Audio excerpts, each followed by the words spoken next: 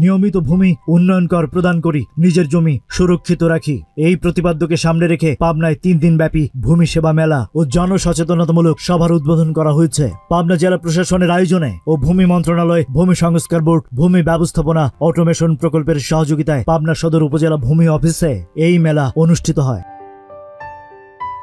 মেলার শুরুতেই অতিথিরা বেলুন উড়িয়ে মেলার উদ্বোধন করেন। পরে ভূমি অফিসের সামনে থেকে একটি র্যালি বের হয়ে বিভিন্ন সড়ক প্রদক্ষিণ করে আবারও একই স্থানে এসে শেষ হয়। পরে অনুষ্ঠিত হয় জনসচেতনতামূলক সভা।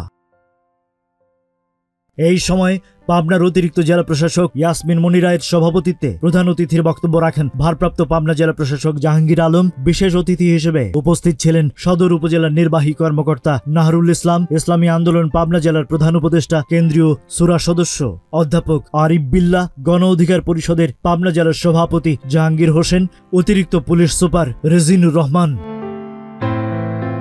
বক্তারা বলেন, দেশের ভূমি সেবা ডিজিটালাইজড হয়েছে।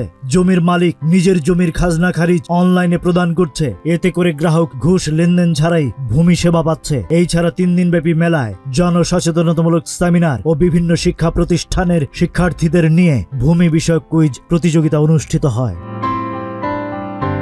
পাবনা জেলা প্রতিনিধি নজরুল ইসলাম বাঁধনের তথ্যচিত্রে ডেস্ক রিপোর্ট।